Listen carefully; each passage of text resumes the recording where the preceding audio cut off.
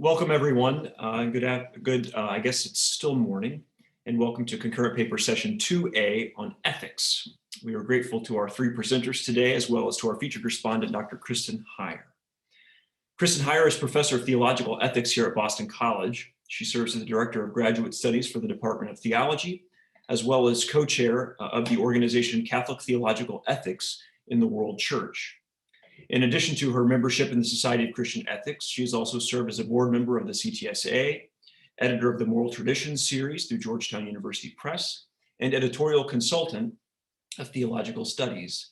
She's the author and editor of many publications, including Public Theology and the Common Good, The Contribution of David Hollenbach, Conscience and Catholicism, Rights, Responsibilities, and Institutional Responses, and Kinship Across Borders, A Christian Ethic of Immigration. So welcome, Dr. Heyer. Before we begin, I'd like to quickly describe the format of our session. After our three presentations and Dr. Heyer's response, we will open to questions from the audience with any remaining time. To ask a question, simply use the raise hand function within the reactions tab of the bottom of your screen. If you really don't like public speaking, please write your question in the chat function, which can be sent directly to me, and I'll be happy to ask the question on your behalf. So we'll begin today's presentation with Nick Mitchell. Nick Mitchell is a PhD student at Loyola University Chicago in the Integrative Studies in Ethics and Theology, with an emphasis in ethics. Nick has an academic and professional background in urban planning, community development, philosophy, and religious studies. He will be presenting his paper, Responsibility's Roots, looking at and beyond Iris Marion Young's social connection model in the time of coronavirus. So Nick. Thank you, Zach, and hello, everyone. It's really nice to be with you all. I'm going to go ahead and get started with a quote from Wendell Berry. "What can turn us from this deserted future back into the sphere of our being, the great dance that joins us to our home, to each other, and to other creatures, to the dead and the unborn?" In their ecologist article exploring the impact of pandemic metaphors entitled "We Are Not at War with Coronavirus," Beck Sanderson and Dora Mead insist that the pandemic is a teacher. I would contend that it is teaching us most about the subtle but nonetheless objective interconnections that have been heretofore mostly invisible to the everyday eye. In this paper, I will be engaging primarily with Iris Marion Young, who has made brilliant contributions to how we think about social responsibility in relation to social interconnection. I will identify what I consider to be a hitch in the conceptual structure of Young's social connection model of responsibility as articulated in her book, Responsibility for Justice. And I use the word hitch here because I think it indicates both an interruption, but also a tying of two things together. So I'll summarize how Young ties together two distinct models of responsibility and explain how rooting the model in liability makes the social connection model a secondary form of responsibility. I'll argue that these two aspects together create a motivational deficit for the model's application. And to resolve this, the social connection model could be complemented by reframing it as a primary model of responsibility, by which I mean a model such that, in the words of Emmanuel Levinas, one is, quote, responsible before having done anything, end quote. I'll then briefly reflect on the pandemic to highlight the need for primary models of social responsibility, and then briefly look to some resources in religious thought for considering how to anchor social responsibility in a primary way. So to start with Young, she describes the liability model of responsibility as a model that, quote, derives from legal reasoning to find guilt or fault for a harm. Within this idea of responsibility, one assigns responsibility to particular agents whose actions can be shown to be causally connected to the circumstances for which responsibility is sought, end quote. Young thinks that this model is inappropriate to apply to situations of structural injustice. For the sake of time, I won't go deeply into this, but Young identifies two key kinds of limits to this model when applied to structural injustice. First, the model is too simplistic for the hypercomplexity of injustice in social structures, and therefore it's ill-equipped to address actors that are almost ubiquitously contributing to such injustice. And second, Young thinks that it is politically unproductive in the sense that when liability is deployed as a way of addressing structural injustice, it produces blame and fault-oriented political discourse, which generates substantive limits in political debate and action, amongst a handful of other things that Young talks through. To avoid the failings of the liability model, without losing a sense of responsibility for structural injustice, Young articulates her model, which she states, she wants to avoid the failings of the liability model without losing a sense of responsibility for structural injustice. Young states that, quote, to the extent that we participate in the ongoing operations of a society in which injustice occurs, we ought to be held responsible. This does not, however, make us guilty or blameworthy or directly liable for paying compensation to victims of harm. We should conceptualize responsibility differently for the purposes of assigning responsibility for structural injustice, end quote. The different way that Young proposes is her social connection model. And the model is primarily concerned with the forward-looking activities that responsible agents ought to carry out collectively towards certain just social ends, rather than the assignment of blame for a past action, which is the core function of liability-based responsibility. However, the social connection model still retains a reference point to the liability model in its justification for why individuals bear such responsibility, namely, quote, because they contribute by their actions to the processes that produce unjust outcomes, end quote. I refer to this as contributive culpability. One could say that Young's model has an anchoring and projecting conceptual form. Most responsibility concepts are justified or anchored in a certain way, and then project or assign some kind of punishment or activity. The projective side of Young's model gets the most attention and is the most innovative in that it converts the punitive assignments of liability into affirming activities towards social justice. The anchoring side of the model gets less attention. If we look closely, it becomes clear that the social connection model is a kind of conceptual centaur. So I'm extending my knot tying metaphor a little bit here. It takes the back half or the anchoring of the liability model of responsibility and fuses it to the projective side, the morally appropriate activities of what is traditionally the role-based model of responsibility, where one is responsible for actions associated with their role, such as like a parent or a teacher. And there are two ways that I believe this kind of conceptual structure limits Young's model. So first, because it's still rooted in a kind of culpability, it seems to still be subject to the kinds of limits around political unproductiveness that Young identifies as plaguing the liability model, but I won't go into detail on that limit. The remainder of this presentation, I'll be focused on the second limit that I think comes of this conceptual structure, namely that in joining the activities associated with a primary model of responsibility, so the projective side of role-based responsibility, to the anchoring of a secondary model of responsibility, liability, I think Young creates a motivational deficit for the work assigned. So to unpack that a little bit, role-based responsibility is capable of motivating its kind of projective activities because the role is part of one's identity.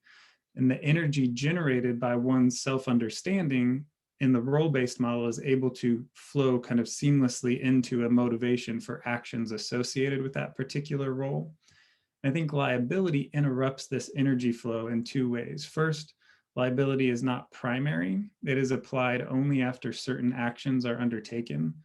For Young, this action is participation in unjust social structures, which I grant is a thin threshold that we've all already crossed.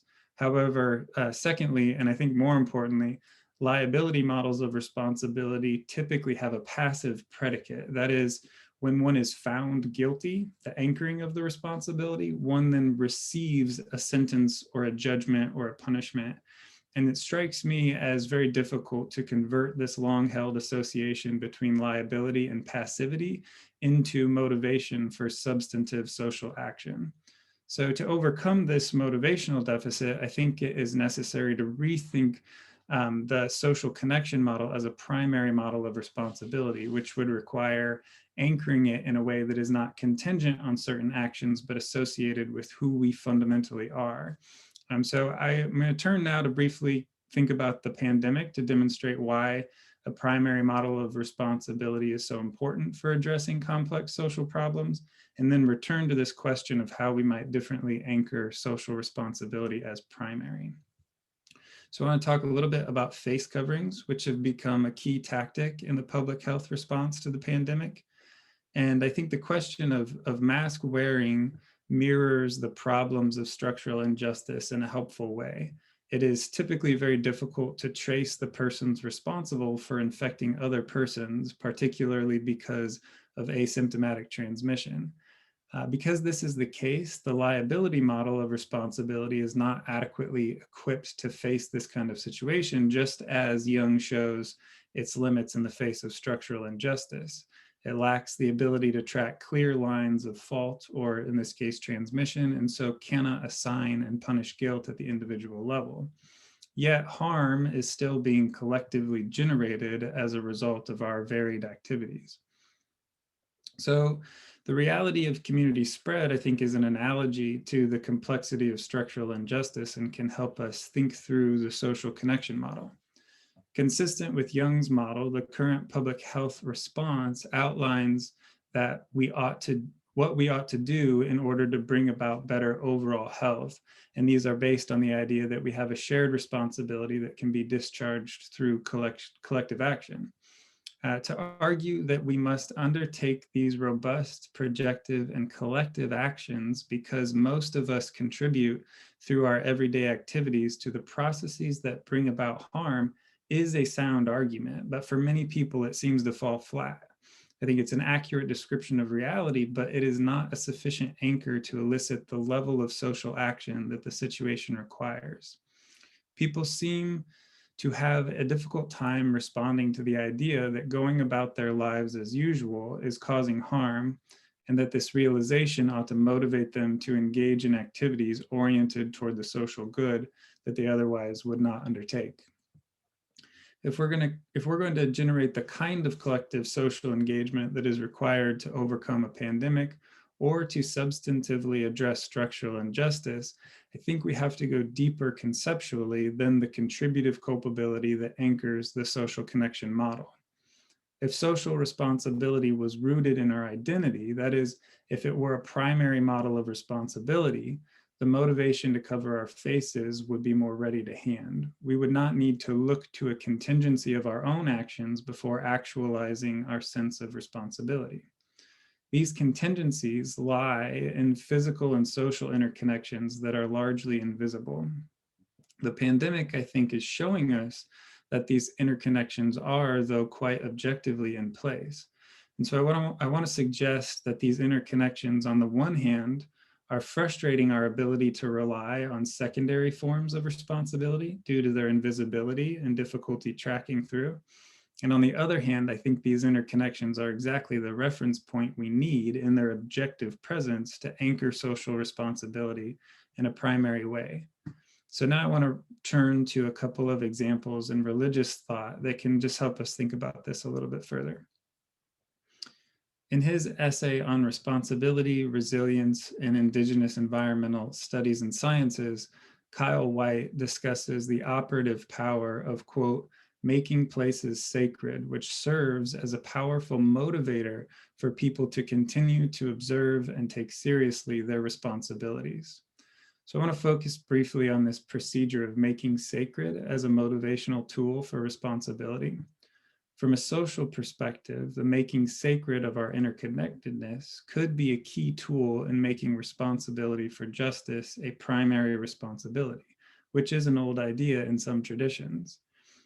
In his essay, Spirituality, Native American Personhood, Sovereignty, and Solidarity, George Tinker writes that Western individualist paradigms, quote, must give way to the communal notion of interrelatedness and reciprocity. Such interrelatedness and reciprocity refers to the land and all other living things. It is tied to how members of the community understand what they are, which then flows into what they ought to do in the world. That is, it is structured as a primary model of responsibility anchored in interconnection. Tinker references an example from his own tribe describing that villages were laid out with an earth division and a sky division. Practices within the village were such that members married across these two divisions. Tinker writes that then, quote, each individual recognizes herself or himself as a combination of qualities that reflect both sky and earth, spirit and matter, peace and war, male and female, and we struggle individually and communally to hold these qualities in balance with each other, end quote. Interrelatedness as a sacred reality is constitutive of the self and thus influences how that self interacts with the world, in this case through acting out one's embodied reciprocity with land and living things. A certain reading of the Pauline writings in the Christian scriptures provides another resource. The Pauline writings at times recognize a cosmic interconnection amongst all people in the spirit of Christ. For Paul, it is in Christ that all things are cosmically connected. And now working through a few quotations here. In him, all things hold together, and all people through Christ have access in one spirit to God, are joined together, are built together spiritually. From this source of interconnection, a form of responsibility as acting within this field of connection is elucidated as a relational social ethics, which is referenced as sowing to the spirit. The text reads, I think, tellingly, quote, if we live in the spirit, let us also walk in the spirit, end quote, which I read as saying, if we have our being in this cosmic source that connects all things, let us then act accordingly. And the prescribed actions of this kind of primary responsibility are those that respect and nourish our fundamental interconnections, such as gentle restoration, bearing one another's burdens, efforts to carry one's own load to the extent possible, love, kindness, generosity, etc. These short forays into indigenous and Christian thought are not meant to give a complete view of such resources, nor to argue that these views are sufficient for our contemporary needs when it comes to social responsibility. However, these approaches can aid us in thinking through and constructing new approaches today by exploring alternative paths for grounding social responsibility models, such as Jung's, in a kind of sacred interconnection.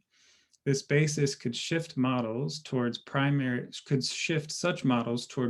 forms of responsibility.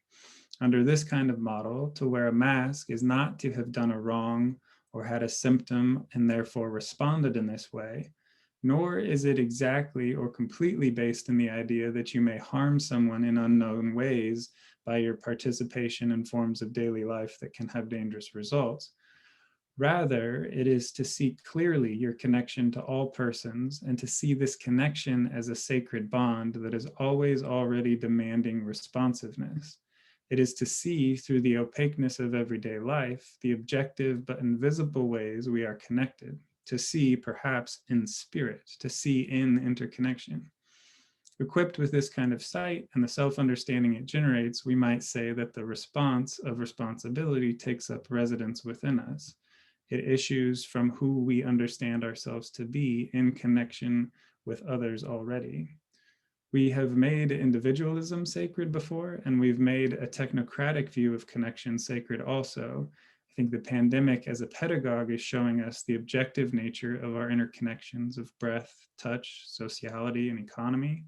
And the task at hand strikes me as continuing this work through bearing witness to the invisible, drawing it to the surface, making claim of its sacredness, and through this procedure, eliciting the kinds of social responsibility and moral relationships that are necessary for a resilient, healthy, and just future. Thank you. Thank you so much, Nick. Especially grateful for the Wendell-Berry quote. It's always welcome here. We now turn to Wade Casey, who is also a PhD candidate in theology at Loyola University, Chicago. And he will be presenting his paper, Pandemic and Wealth, a Theological Exploration. Wade. Good morning, everyone. Glad to be here.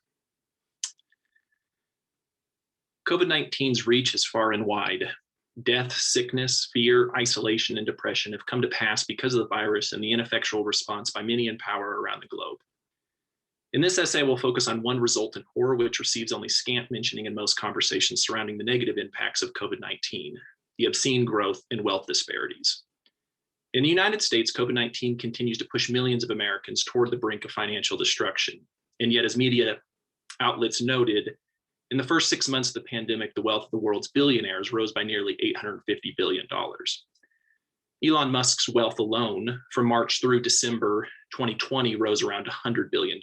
Of course, these numbers are slightly different now given the changes in the last couple months. But I will argue that not only should this information be more widely discussed, but that it is this sort of disparity between the world's elite and the vast majority of others, particularly the world's poorest and most vulnerable, that must be condemned. I will suggest that one of the most immediate ways for humanity to work toward universal human well-being is greater distribution or redistribution of wealth. The pandemic allows us to, again, understand that resources are available to substantially improve people's well-being, but that the greed and accumulation of wealth by the rich leads to an inadequate availability of resources where they are needed most. On account of this, there's an ever-increasing divide between the material well-being of the haves and the have-nots. I will briefly survey the Christian tradition ranging from its earliest text to the contemporary period and suggest the tradition possesses robust resources for instructing people on how best to manage material possessions, as well as the virtues necessary to live into the universal preferred future the tradition commends. And in the final section, I will offer 3 suggestions for addressing the sin of wealth accumulation, as I'm calling it. A little more about the problem.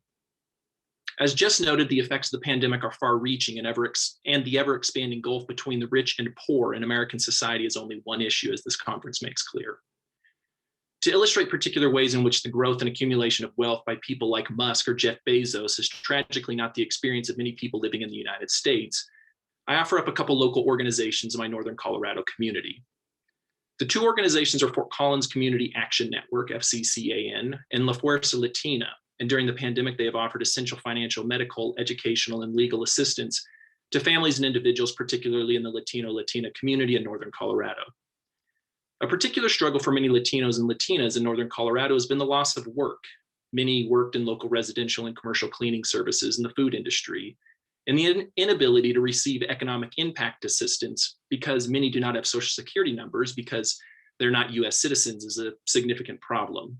And even in the cases where Latino or Latina children are citizens, they're not allowed to receive assistance by and large because their parents cannot file the necessary paperwork because of their undocumented status.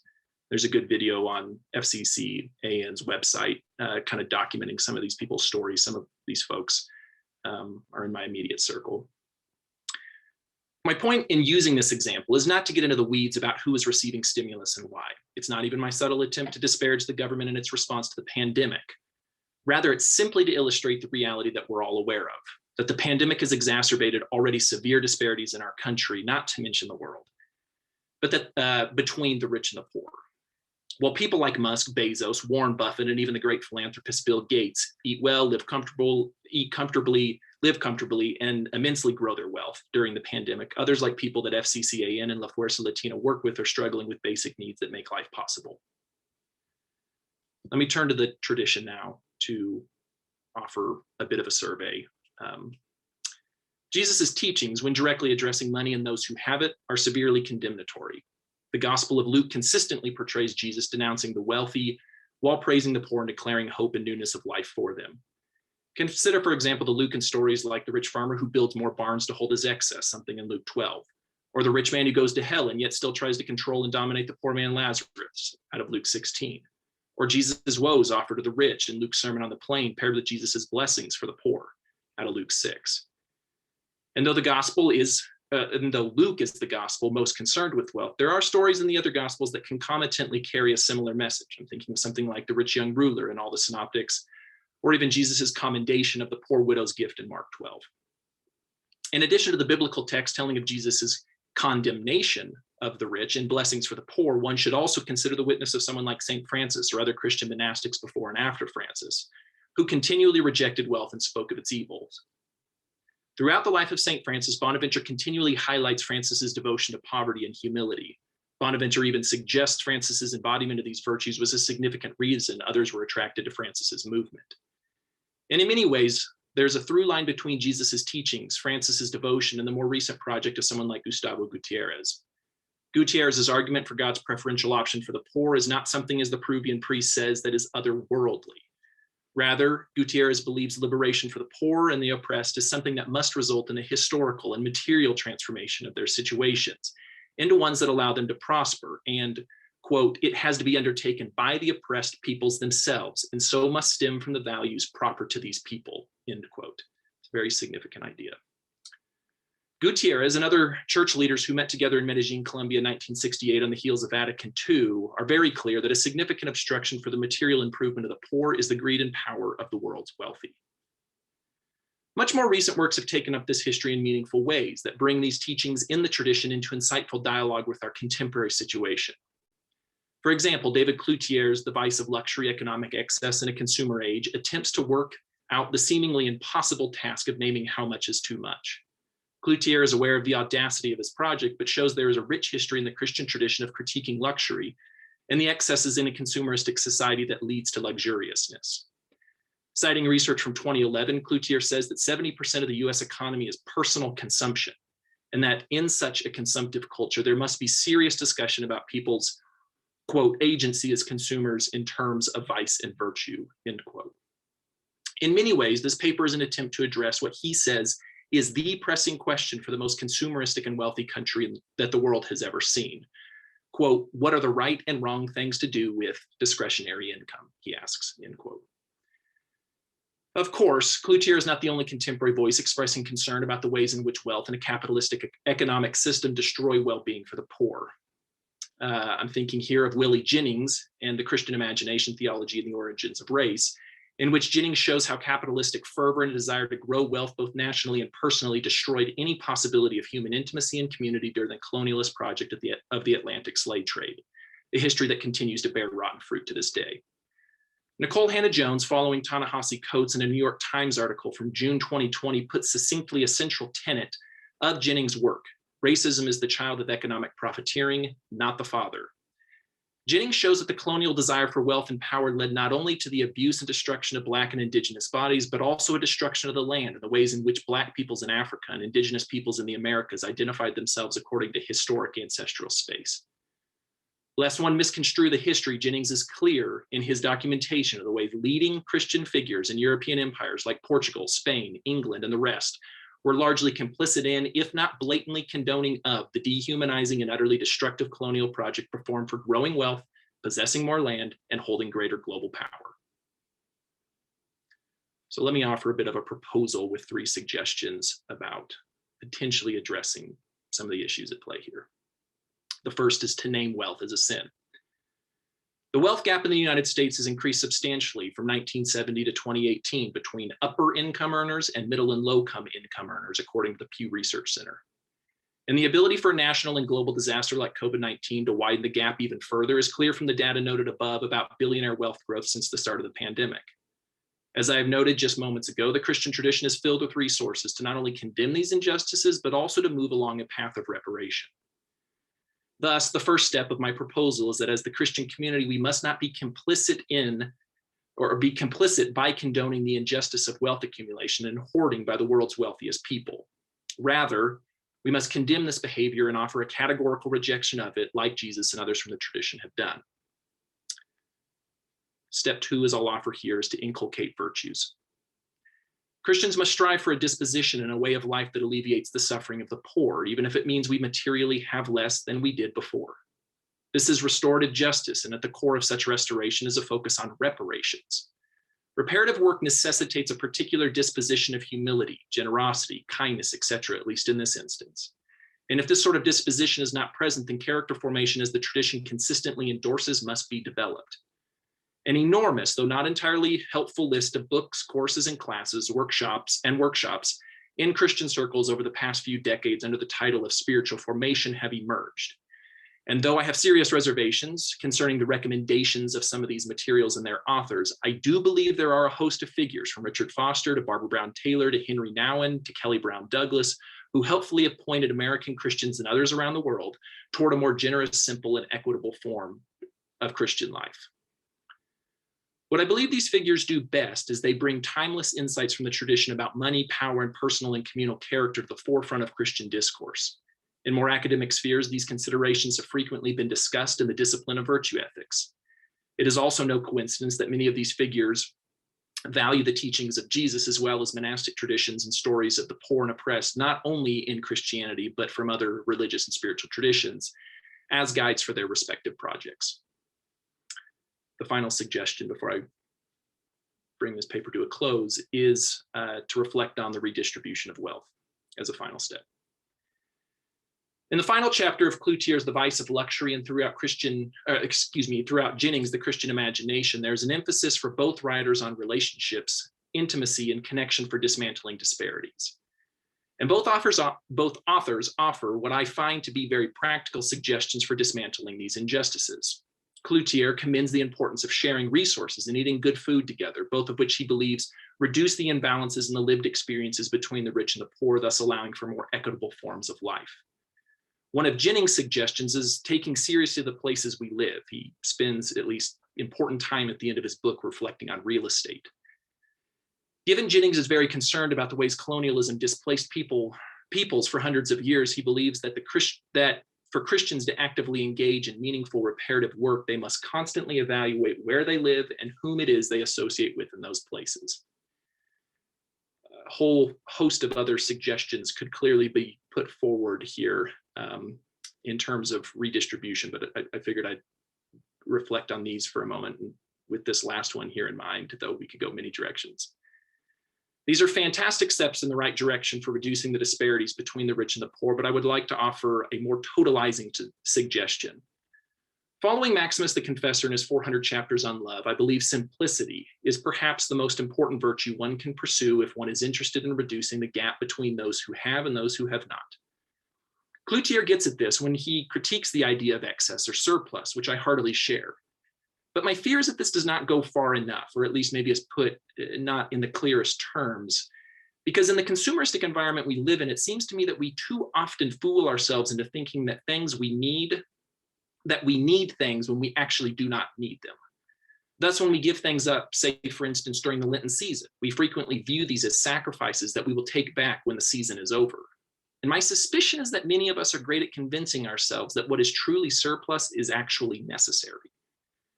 It seems to me then that Christians must embrace a very rudimentary ethic of simplicity that questions everything we purchase, everything we consume. Is this necessary? Does this harm the world's poor if I buy this, or if I promote this industry or company? What sort of unhealthy waste do we create for the environment and people so that we can have this item as quickly as possible? And finally, I must not understate the paramount importance that community is in offering discernment and even encouragement about these questions so that we might move the needle ever more slightly toward God's preferred future for all people and the planet. Thanks. Thank you so much, Wade. Our final presenter this morning, getting close to afternoon, I guess, is Jack Borsodi. Jack, originally from Bemidji, Minnesota, is a joint degree candidate at Yale Divinity School and Yale School of Public Health, pursuing a Master of Arts in Religion with a concentration in ethics and a Master of Public Health with a concentration in healthcare management. His paper today is entitled COVID, Fratelli, Tutti, and the Rise of OnlyFans, How a Pandemic Has Magnified a Digital Throwaway Culture. Jack. All right, just let me share my screen here.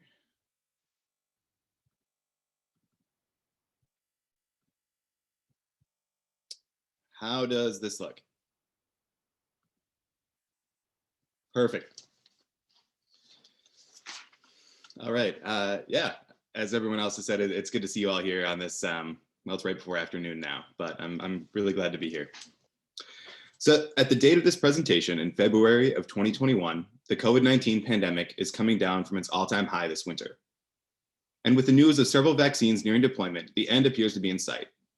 Looking at the way our daily lives have changed over these past 9 months, it's clear that a return to normal, as in the way things were before, is not possible. Unlike past disasters, there seem to be positive changes that we want to retain in whatever our new normal becomes. However, some of these seemingly positive changes leading to this new normal deserve closer scrutiny. With any change comes new struggles, and alongside new opportunities follow new avenues for abuse. While Pope Francis has often used the term throwaway culture to critique the rampant capitalism in our societies, I believe the pandemic has exacerbated a new frontier of exploitation, a digital throwaway culture. While the pandemic may have accelerated the transition, we are still certainly in the infancy of the digital age. As is the case with any great change throughout human history, periods of change and advancement are marked by an increase in growth and prosperity for many, and an increase in suffering for those left on the margins. Similar to the Industrial Revolution, our turn towards digitization is accompanied by growing pains as we learn the potential consequences of this new technology. While much of this adaptation was necessary for public health concerns, the pandemic appears to have normalized behavior that previously would have been unthinkable. Spending weeks indoors, communicating with friends and relatives solely through screens, and having groceries and meals delivered weekly is a reality most of us have lived for months. While the full effects of this period of isolation have yet to be realized, it appears that many of these adaptations are not going away anytime soon. As noted in Pope Francis' encyclical Fratelli, Tutti, our dependence on globalization and technology is shrinking the perceived distance between us in both positive and negative ways. While faster and easier than ever before, the digital world can often only give us an illusion of communication, lacking the humanizing and vulnerable connection that face-to-face interactions provide. This has spilled over into many other aspects of our daily routines. In a few short taps of our smartphones, practically any product can be delivered to our doors. Instead of driving to a restaurant, meals can be paid for remotely and delivered on our porch without speaking to a single person. During the pandemic, the value of DoorDash, the largest of several meal delivery companies, has soared in value to over $16 billion, while the crucial video conferencing software Zoom is now worth more than ExxonMobil at $139 billion. These services and others like these were certainly necessary during the height of the pandemic, but there's no doubt that their popularity will change the way we shop and communicate forever. The hiding of our interactions behind a screen can often make it easier to forget that there's a person on the other side. How often do we think about our Uber driver after we have arrived at our destination, or the risk that our delivery person is taking by shopping for and dropping off our groceries? During the pandemic, they were billed as the safer choice. Rather than breaking the quarantine yourself and exposing yourself to risk, you could conveniently have anything delivered right to your door. The thought that these people are choosing to do these jobs seemingly relieves us of our responsibility to recognize that there is another person on the other side of the app, taking risks we ourselves might be unwilling to make. In his most recent works on the topic of vulnerability and conscience, moral theologian James F. Keenan emphasizes how truly recognizing others, seeing, hearing, and understanding their struggles, requires an openness and vulnerability on our part.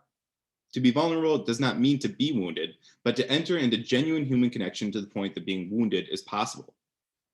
To be human is to be vulnerable, and yet our increasing reliance on connection, consumerism, and communication through digital means promises us these interactions without requiring our own vulnerability. Our newfound reliance on this digital gig economy, as it's commonly referred, is billed as a win-win, an easy way for some to make supplementary income while keeping the rest of us safer. As the pandemic has progressed, however, workers in this gig economy have increasingly relied upon these jobs as a source of primary income, and many of these changes appear to have permanently worked their way into our lives. It's supposed to be transition earlier. Nowhere has this concept been more on display during the pandemic than through the subscription-based adult content website OnlyFans. OnlyFans functions similarly to Instagram or Facebook, but customers pay a monthly fee to follow content creators, as they are intentionally euphemistically called, to see their usually X-rated content. For an extra fee, some creators allow private messaging, personal requests, or even video chats. It has been billed as a, quote, safe and empowering, unquote, alternative to traditional pornography or sex work, giving creators control over the content they want to post behind a safe paywall. These features have attracted many creators to the site that would not traditionally engage in sex work, especially since the early days of the pandemic. Total subscriptions increased 50% in April of 2020 alone, and 7,000 to 8,000 new creators join every day. While OnlyFans does not release demographics, it appears that the overwhelming majority of creators are women and the overwhelming majority of consumers are men. Does this new form of adult entertainment provide a safer, less exploitative experience for women? Not really, says sexual exploitation activist and feminist author Julie Bindel.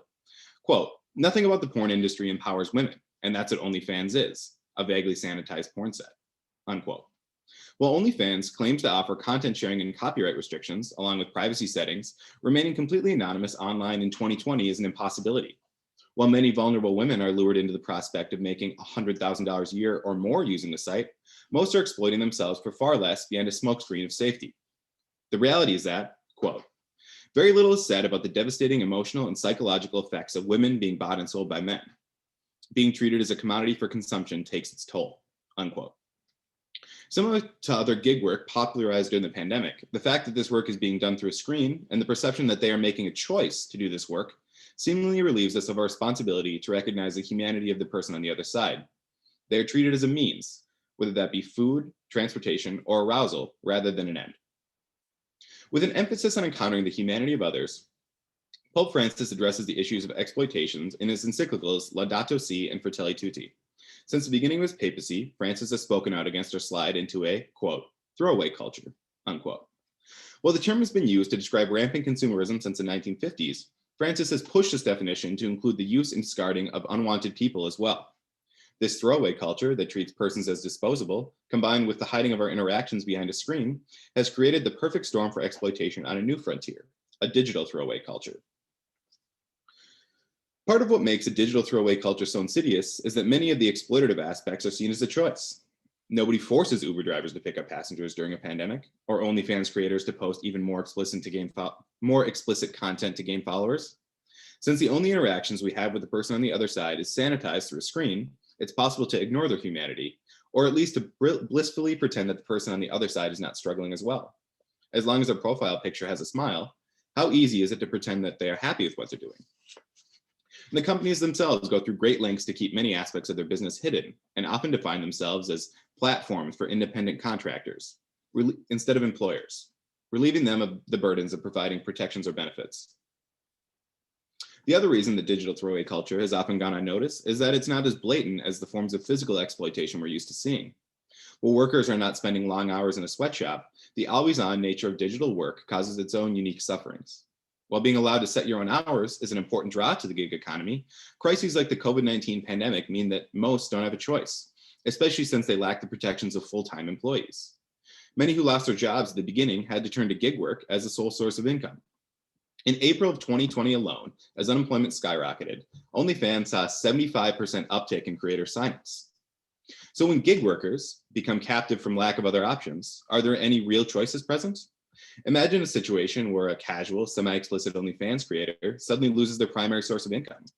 In the booming, cutthroat industry where creators are competing for consumers' attention and dollars, necessity can force one to post more explicit content and push past one's previously set boundaries to make ends meet. Ride-sharing apps like Uber and Lyft, along with delivery apps like Grubhub and Postmates, make a strong point that they are merely platforms for independent contractors rather than employers themselves. This relieves them of any responsibility to provide benefits or have any liability for their actions.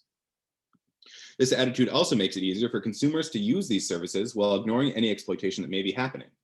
After all, isn't it their choice to work these part-time jobs? This attitude was again reinforced in the November 2020 election when residents of California voted by a wide margin to pass Proposition 22, an amendment reversing a previous law that classified Lyft and Uber drivers as employees.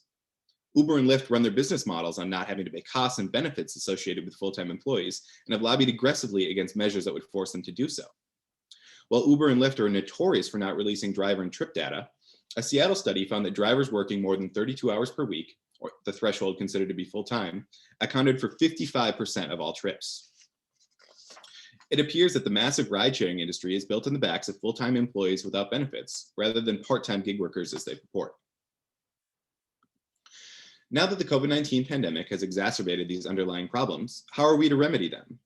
A way forward to help create a more just new normal may be found in Francis's Fratelli Tutti. In the opening pages, Francis laments the current state of the world and calls for a move toward, quote, universal fraternity, unquote, where the dignity of all persons is respected. While he does not specifically use the term digital throwaway culture, his diagnoses of many of the issues of our modern global culture is the lack of genuine interaction due in large part to technology. For the first time in human history, it's possible to gather and abuse information on people's entire lives without ever meeting or interacting with them. Quote, digital communication wants to bring everything out in the open, Francis writes. People's lives are combed over, laid bare, and bandied about, often anonymously. Respect for others disintegrates, and even as we dismiss, ignore, or keep others distant, We can shamelessly peer into every detail of their lives, unquote. Francis later explains that true wisdom necessitates an encounter with reality, and reality in the digital realm can easily be created, disguised, or altered. These barriers to connection and communication prevent genuine encounters from happening with others. To overcome this digital throwaway culture requires us to peer into our own digital interactions that we've been asked to do in our consumer life. Although ethical digital consumption may differ from our ideas of what ethical physical consumption may be, a close examination of who may be harmed through these interactions is always prudent. Similar to the manner in which cheap consumer goods are good for the majority while harming those on the margins, digital services often have the same effect. This paper is focused strictly on this issue from an American perspective, ignoring the egregious abuses happening in developing countries where similar services are paid a fraction of the wage. The hope is that by setting a more positive precedent on the domestic stage, this view can eventually be expanded globally. For many, a positive aspect of the COVID-19 pandemic has been the shattering of the illusion of individualism that's been growing globally. Francis does not mince words. Quote, "Individualism does not make us more free, more equal, more fraternal. The mere sum of individual interests is not capable of generating a better world for the whole human family." Unquote. Global crises like this one show the fragility and interdependence of our lives.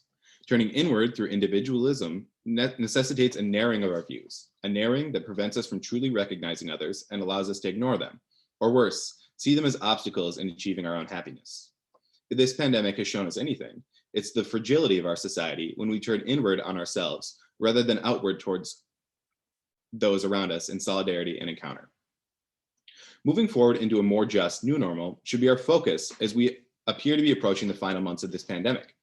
To do so, we must fight to overcome the new forms of exploitation started in our digital age and exacerbated by the pandemic. Distance makes it easier to ignore the plight of others, and although the digital age has shrunk communication gaps throughout the world, our interconnectedness provides only an illusion of communication and solidarity. Making positive change first requires recognizing the humanity of others, whether that is on the street or through a screen. While the vulnerability caused by truly recognizing and connecting with one another may be uncomfortable, embracing our true humanity and working against this digital throwaway culture requires it. Thank you. Thank you so much, Jack, and thanks again to Wade and to Nick for the wonderful papers of this session.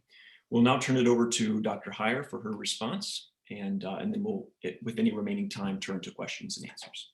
Dr. Heyer. Thanks so much, Zach. I appreciate your invitation. Thanks to the Borsodi Center and Mark Massa as well, and for all your hard work on this conference and thoughtful introduction. And thank you to Nick, Wade, and Jack for really 3 excellent papers analyzing how this pandemic has both revealed and magnified social inequalities and some troubling patterns of exploitation. I think taken together, your reflections also offer us hope that a renewed recognition of our interconnectedness offers a way forward from this deserted future toward a more solidaristic new normal. So I'm going to treat your papers in turn and in conversation with each other, lodging questions throughout, and then I'll invite you each to take an opportunity really to respond to any of the questions or comments surfaced, given that the paper's themes, I think, relate to one another quite well. So Iris Marion Young's models for understanding social responsibility are particularly apt for a time in which the limitations of dominant individualistic norms and impoverished notions of freedom have shaped responses to our shared pandemic risks. Her work challenges the tendency in political philosophy toward methodological individualism, underlining how selves are products of social processes and injustice exceeds distribution considerations and culpability in the ways mentioned. So as the papers today indicate, freedom too has suffered from an individualistic conceptualization, where emphases on negative immunities from constraint or narrow notions of autonomy have overshadowed the significance of context, sociality, and freedom's costs. Nick argues that the virus illuminates how social models of responsibility, like Young's, can better frame and motivate responsiveness to shared problems. His critiques of the liability model's limitations and regrounding of Jung's conceptual centaur are promising, I think, for other areas of ethics as well. Shifting attention from defensiveness and personal culpability alone to complicity and structural injustice offers a welcome shift on a number of theoretical and practical fronts. His focus on motivational deficit is also welcome, given what we're continuing to learn from the sciences about how humans in fact reason and act. I think the roles of fear, ideology, and inertia on personal levels and a lack of political will on institutional levels remain significant factors in each of the injustices you raise. And yet these are underattended to in fields that focus on rational faculties or individual culpability alone.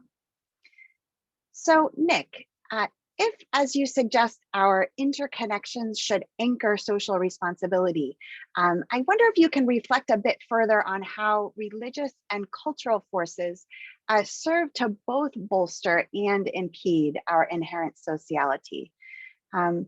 How does the use of technology, which as Jack notes, can shrink perceived difference in positive and negative ways, or curated social media feeds potentially work against this? And how might broader uses of technology in these times of isolation potentially foster social engagement? I'm curious too, what forces you think promote or undermine civic virtue? In terms of considering our interconnectedness sacred, in addition to these resources from George Tinker and St. Paul, I wonder how you might draw upon Trinitarian anthropology or the common good principle. On the other hand, what do you think perhaps in Christian theology counters this impulse? I guess for me, individualistic penitential rituals come to mind. But if sociality is so central to the Christian tradition, how do we explain our massive shortcomings on social responsibility? And then finally, what early indicators do you detect for your hope that the pandemic has brought our interconnections to light? So perhaps in essential workers treatment, vaccination patterns, or the redistributive policies to which Wade's essay directs us. Wade's focus on the uptick in obscene wealth disparities during the pandemic also underscores the social injustices exacerbated by COVID-19. Drawing our attention to the plight of undocumented and mixed status families in Northern Colorado, newly unemployed yet excluded from relief, even as Elon Musk and Jeff Bezos have grown their wealth significantly.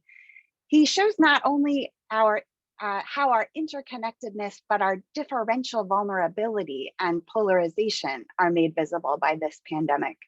I just read this morning that the Walton family, the Walmart family, are now 4 million times richer than the median American family. Jack highlights how DoorDash has soared in worth while distancing itself from responsibility and liability qua its construal as mere contractor. Pope Francis seems concerned not only with wealth in terms of resource distribution, but as a distancing mechanism, the ways in which it hardens consumers' hearts, insulating us from the concerns of those served by La Fuerza Latina, or in Nick's terms, denying our objective sociality and consequent responsibilities. So Wade, I wonder how you might relate this dimension, kind of the hardening of heart or the insulating dimension, to David Cloutier's concerns with vicious and virtuous agency, or to Willie Jennings' genealogy of the rotten fruit of colonialism and the slave trade. You briefly cite Coates and Hannah Jones, but I'd be interested in hearing more how you think the connections between economic profiteering and the exploitation of Indigenous and Black bodies and land demand reparations, and how reparations are connected to your redistributive project. And then to connect to Nick's concern with generating motivation, how do we build political will around such efforts given the general, if not exclusive, coincidence of political with economic power. And then I was wondering how Jennings' more historical framing of Christian complicity in European colonial projects similarly illuminates the plight of folks struggling in northern Colorado. So for example, how US consumption practices, US opportunistic trade policies have directly impacted patterns of migration, as well as exclusion from COVID relief and other claim rights that citizens enjoy. And I wonder how perhaps standard Christian emphases on hospitality alone miss these histories of complicity and therefore obligations and justice. Finally, can you reflect further on concretely what you have in mind for Christian practices and formation to redress these harmful practices? I like where you go with Jennings and Cloutier. I wonder if the Christian community must not be complicit, as you say, in wealth accumulation, whether our institutions should divest of wealth held in religious art, should we cap non-charitable spending, redistribute via mandatory tithes, or advocate for maximum wages alongside our living wage campaigns. Reflecting on homilies I've heard over the years on this topic, should our communities risk prophetic preaching in ways that alienate donors or try to keep them in the fold with a more gradualist approach? Should we implement Dean Brackley's concept of downward mobility rooted in Ignatius's two standards? I have to say, rereading this, I was also reflecting on the complicity of Catholic higher ed. So like a Loyola Chicago or a Boston College, do we remain complicit in perpetuating the disparities at the very heart of your concern? Nick's concerns have me wondering here about how best to motivate dispositions and practices of simplicity and solidarity, given the grip not only of greed and comfort and power, but self-deception. I think you rightly note our capacity to convince ourselves what is surplus is necessary in that vein. So how might we make more visible the total or the true costs of our purchases? Or in Jack's case, who is harmed in our digital interactions, and then bear with one another in faith and accountability. It seems to me your goal is more than slightly moving the needle, given the yawning chasm that you characterize the pandemic as only widening.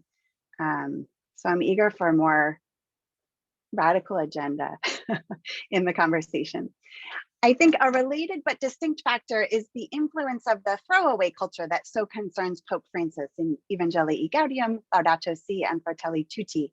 So Jack's essay extends this phenomenon to the digital throwaway culture, which concerns me may further undermine the impulses toward social responsibility and embodied encounters and solidarity that each of the other essays commends.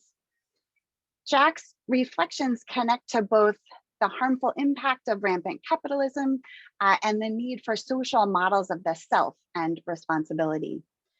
Just as Nick's use of Young alerts us to the inadequacy of individualistic models, I think the examples Jack highlights indicate how standard notions of agency and of choice fail to capture the complexity of constraints, de facto captivity, and burdened virtues. For Uber and DoorDash are billed as safer choices for the consumer alone, on the assumption that those bearing the risks of frequent contact in the consumer's stead have freely chosen their gig economy gig. The commodification of women duped by OnlyFans prospects and distanced from viewer responsibility by a screen similarly undermines facile notions of choice and empowerment. The screens then distance in ways analogous to the construal of platforms as contractors rather than employers, abetting structural injustice in, as Jack puts it, pretty insidious ways. He shows how just as greed and a throwaway culture anesthetize us to the plight of others, the screen facilitates self-deception and ethical distancing. So Jack, Would you say that most of the wealth accumulation highlighted by Wade is part and parcel of the exploitative patterns you note here? So you just showed us those stats. Uber and Lyft are actually amassing profits on the backs of mostly full-time workers, not part-time gig workers, for example.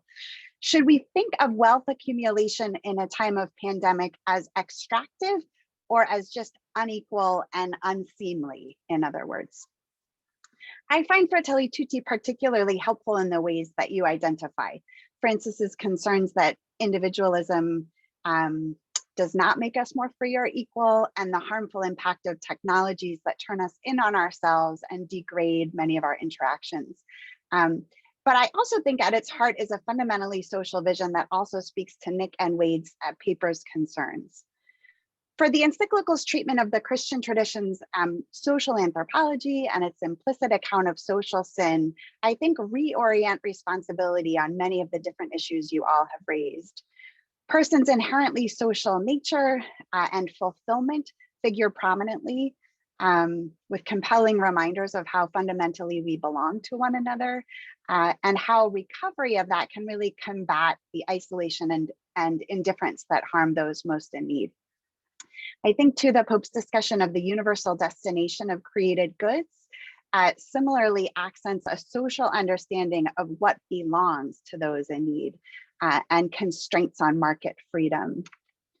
So in line with its concern for forces that malform and distract, the encyclical also demonstrates the potential of religious narratives and symbols to reshape moral imagination. And I think each of you has suggested that today as well. Its extended meditation on the Good Samaritan invites not only personal self-examination, but I think serves as a metaphor for global responsibility, we could say, for persons on the move, for example. Also symbolic, however, is the gender exclusive language and failure to include women's voices in the encyclical. So whereas it laments societal organizations that fail to reflect women's equal dignity, it perpetuates that marginalization with its language, its all male sources, and its silence on ecclesial structures. So to Jack, I'd ask whether you think fraternity alone is sufficient to overcome the gendered dynamics that you highlight in the OnlyFans patterns of exploitation and consumption, or where conceptual critiques of individualism alone may need to be sharpened. Your attentiveness to distancing mechanisms also brought to mind Dan Finn's recent work on consumer ethics and critical social theory. And I wondered if you had engaged his work. Actually, perhaps others of you on this panel have as well. The ways in which certain Christian ethicists, including David Cloutier, are starting to draw upon critical social theory more to analyze how structures and to a lesser degree culture impact moral agency. So to conclude, the antibodies that you each offer us of vulnerability and solidarity, Jack, of simplicity and reparations, Wade, and of bearing witness to our interconnectedness towards social responsibility, Nick. I think these are urgently needed in the face of infectious forces that serve to exclude and exploit. Thank you for these valuable antidotes that may help us leverage pandemic visibility into sustained social concern. I look forward to our conversation.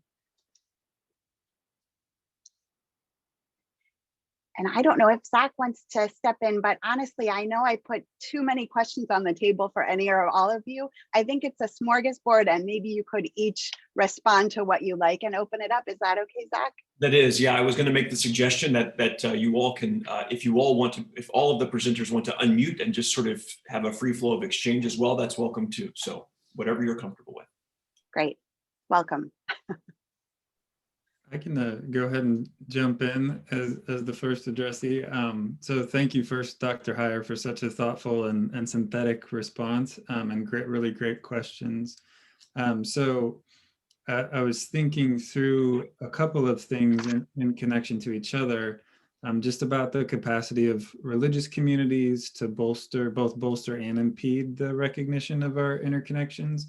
And I think, one thing that I regularly return to, which seems rather simple, but I think is so important, is just face-to-face communication, and that we were, suffering from a tremendous lack of that prior to the pandemic, and that's only been exacerbated now. And also just thinking about that, and I'll come back to this on the kind of early indicators question, but face-to-face communication as a communication technology itself.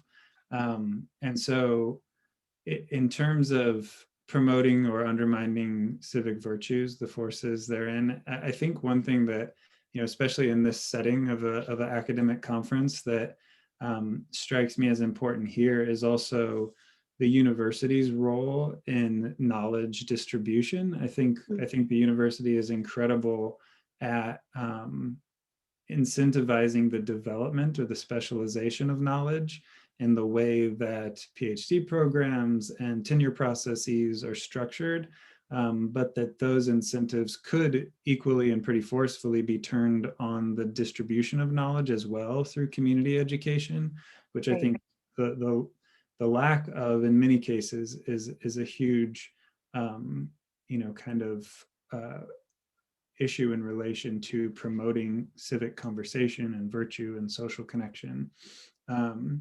And I think, so on kind of that early indicator question, to tie some of this back together, I think on the side of economic and social interconnections, I do think, likely not strongly enough, but that we all share the reality of being affected by the pandemic. And for some folks in more privileged or affluent situations, to see this thing that is touching them or us is touching so many of us so much more damagingly is kind of a concrete continuum that wasn't maybe there before in terms of how privileged or affluent classes look at economically or racially oppressed folks as well. So I think that does do something in terms of seeing interconnection.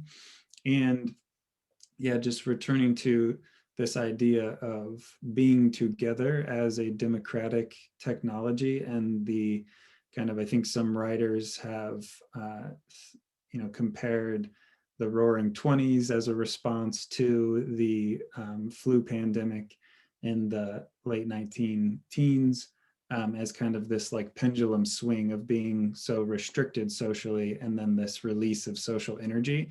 And I just think the pandemic has,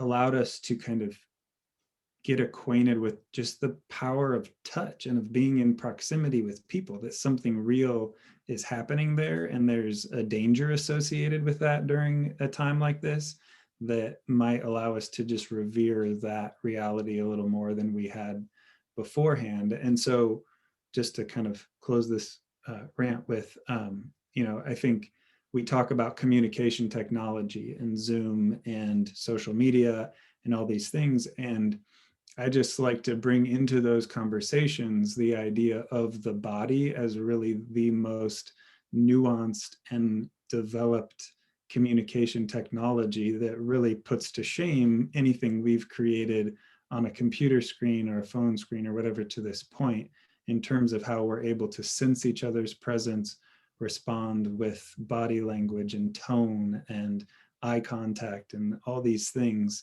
And I think that that's such a crucial thing for democracy, for social connectedness, for civic virtue, et cetera. So that's kind of my thoughts on a lot of that stuff together. So thank you.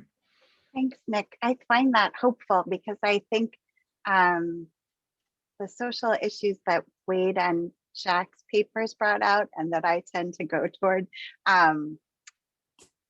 make me less quick to recognize what you point out, which I think is true, that there's a continuum that's been made more visible. I think of even highlighting Capitol Police workers and nurses and EMT folks and the inauguration. Like, could there be some positive sense of a greater shared vulnerability and visibility and interconnection?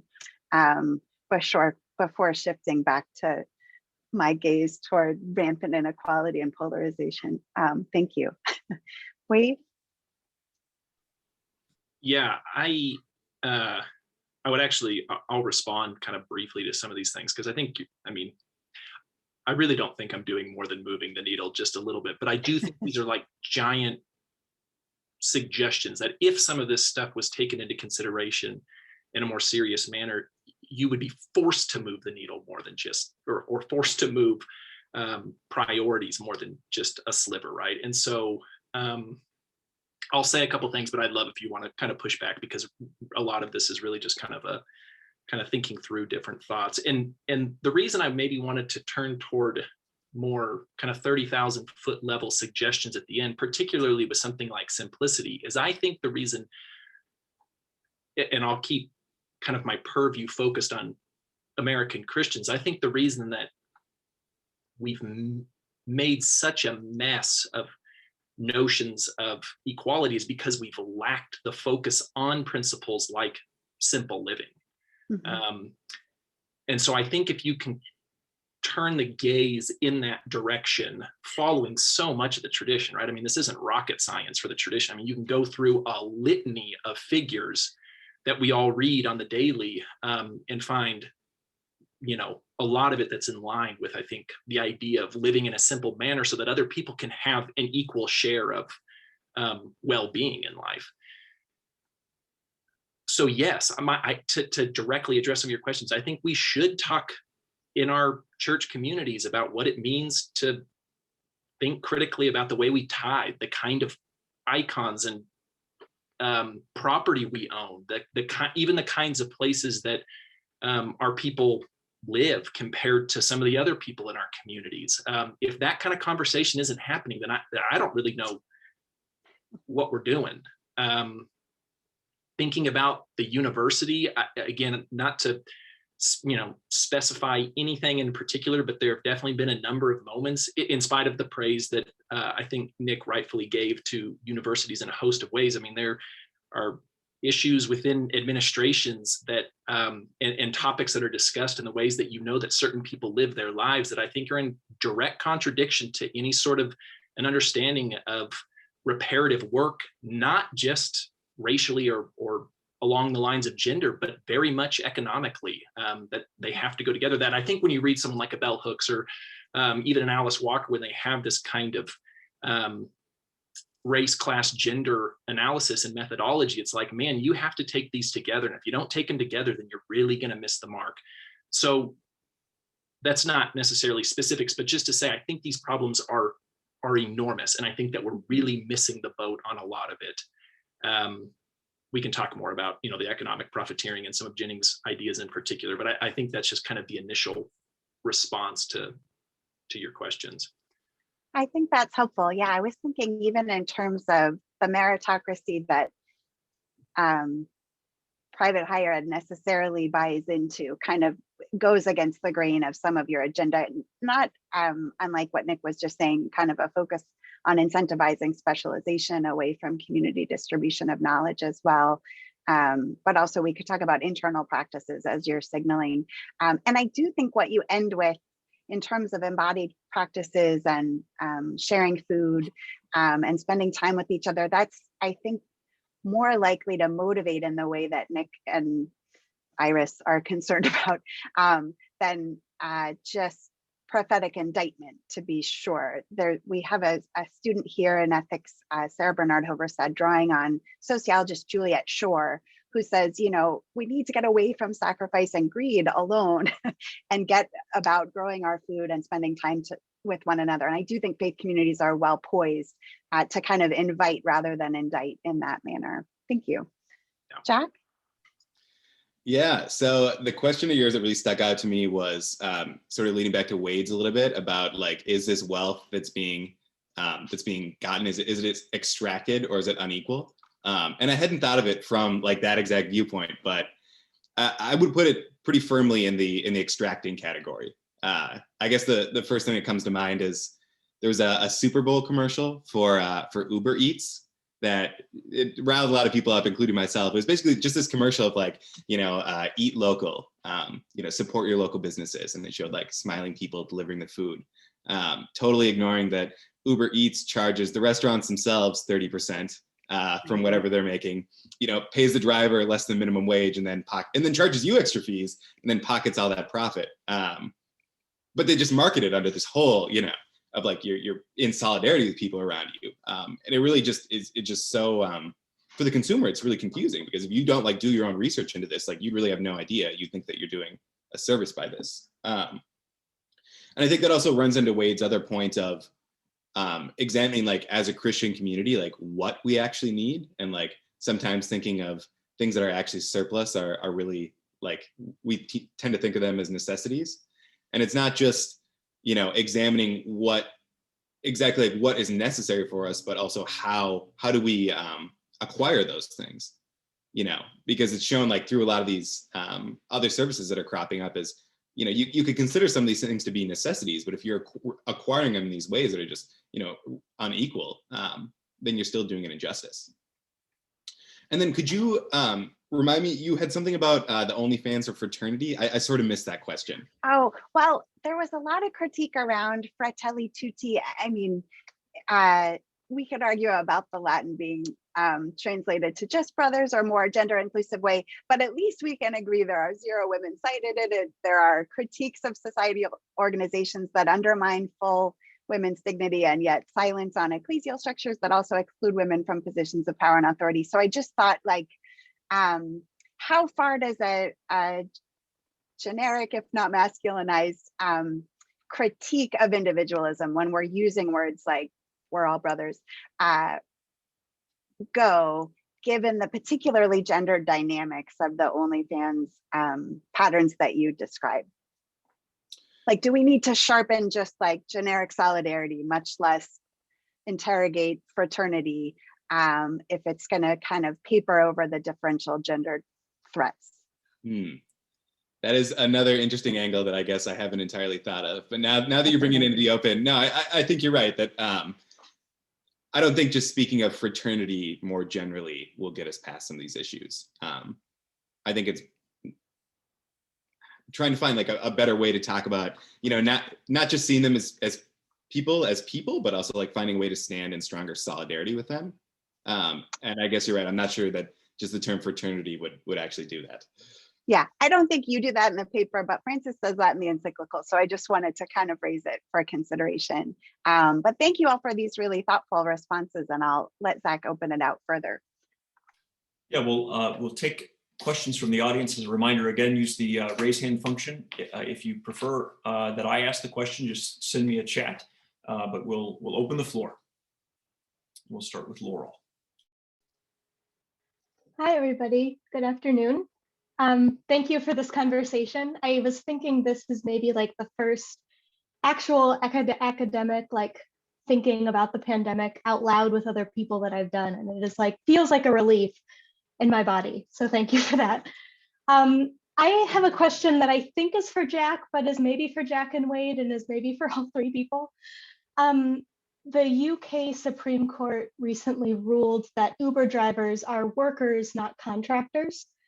And there's maybe implications about benefits or protections or workplace safety measures based on that ruling. And I'm curious if that kind of advocacy, Jack, is what you would recommend also for platforms like OnlyFans or DoorDash or whatever else.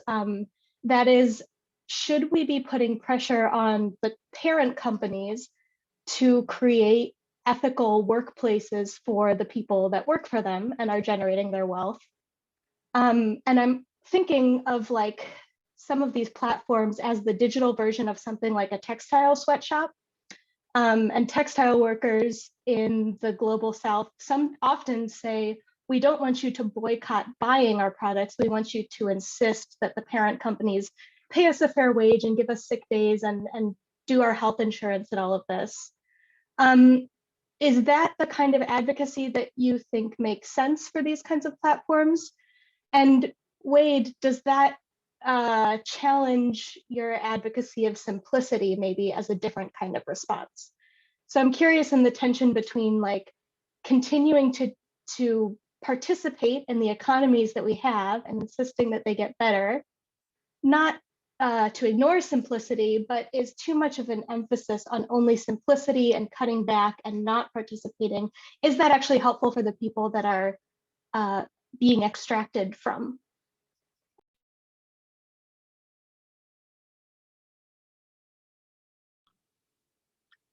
I guess I could go first. I think it's a good question, and it's one that has occurred to me many times over as the most consumptive people in the world, as Cloutier notes.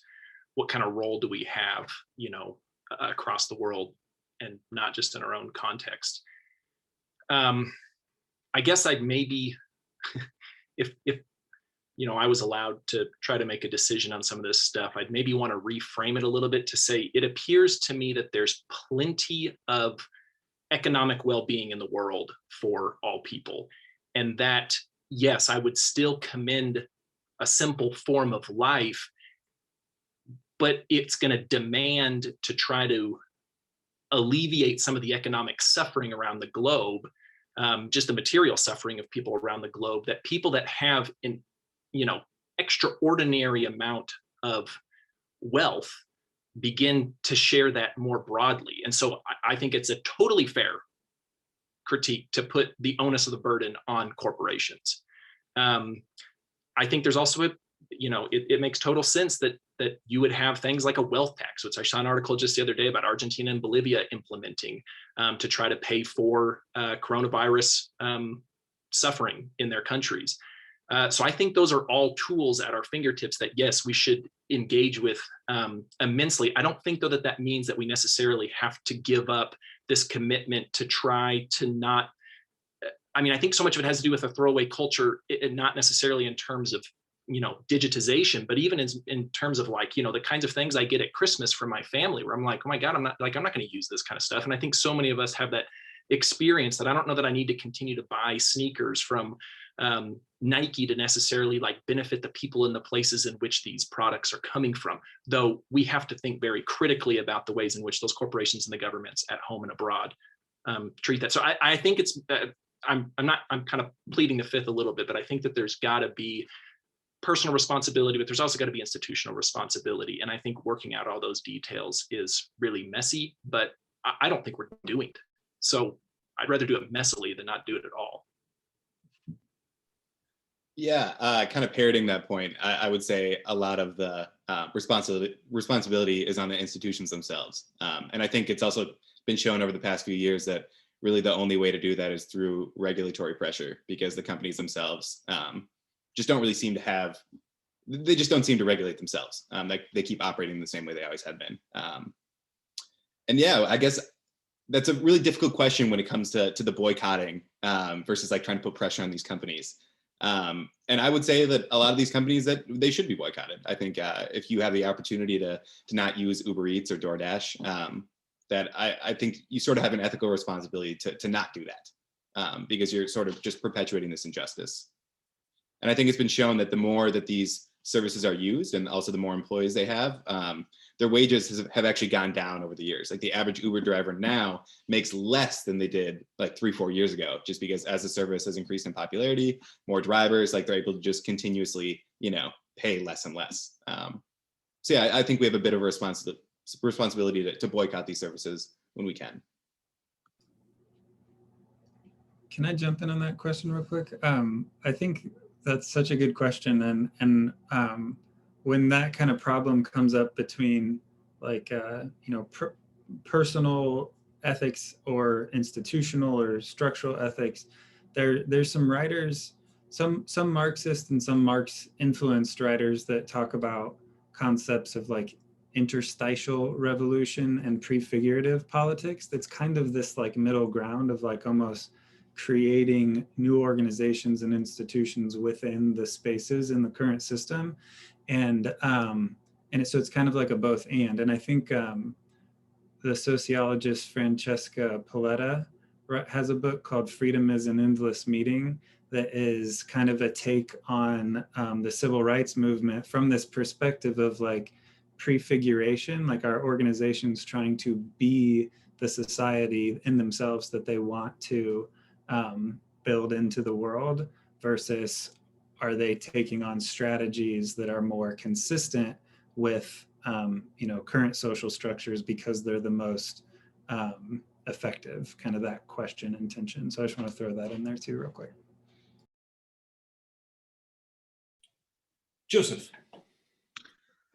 Yeah. So thanks so much for the presentations. I have a question that's about, I guess, engaging sort of what I've seen to be kind of counter, or like the dominant narratives I see a lot among Christian people and pastors, and I think this question's mainly towards Wade, but I think also is applicable to all the presenters.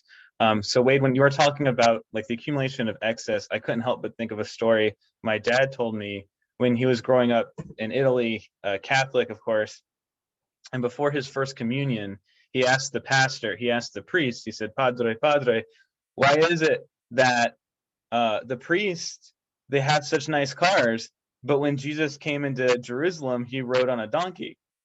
And the priest had to give a justification for that. And I hear justifications for why it is that people, from a Christian perspective, why is it that people have so much wealth?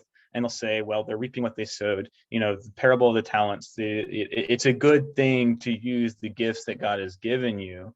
And you're being blessed in that way. I'm wondering how, particularly Wade, but I think this is applicable to all the respondents, how do you respond to this kind of very individualistic idea of fairness, that I am doing what I'm doing my best with the gifts God's given me. Why is it that I cannot be rewarded for the good that I'm doing for following like the will of God in that way? A good question. Yeah, thanks. I think there's a few things to be said about it. I mean, number one, I don't think it's as simple as saying, I'm just using the gifts that I've been given.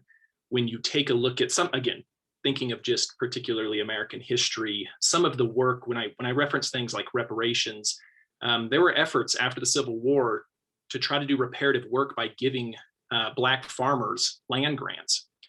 And that was nixed within like 15 years after the legislation was put forward. And that kind of discrimination toward Black agricultural workers has persisted to this very day. And so when someone like Ta-Nehisi Coates is before Congress and talking about reparations, I think he's tapping into an age-old concern by oppressed communities in the United States who have been treated unfairly. And so when I see people with opportunities, myself included, but whoever it might be, that has plenty of access and always has, and their ancestors have for generations, to certain structures and to inheriting wealth, to inheriting land, to being able to buy more things, to not be denied certain things because of redlining or whatever else it might be.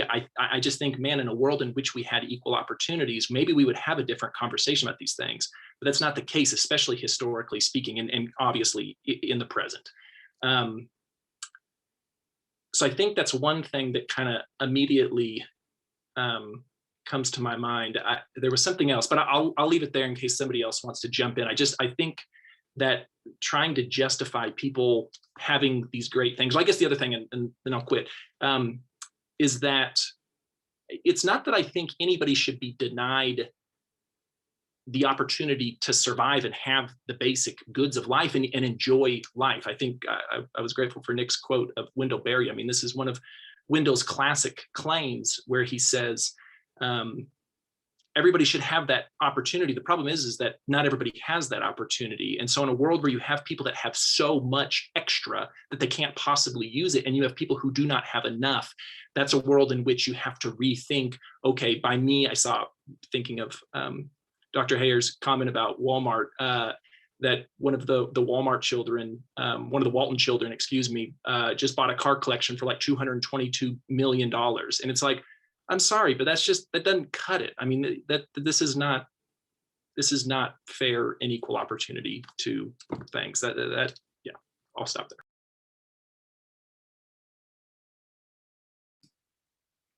there. I'll just add too, Joseph, like I think Wade's comments are perfectly like so well addressed, like the issue like in the present, but too like that idea has pretty deep roots, I think, in the Protestant Reformation and theological roots that, I think becoming more familiar with that theology, which I'm not only, I know, Max Weber talks about it and how it's linked, that idea is linked to how people understood the security of their own salvation, based on how well they were doing economically. And, I'm sure there's plenty of critiques of that, but it also seems to be a pretty rooted idea in terms of like theology and history too.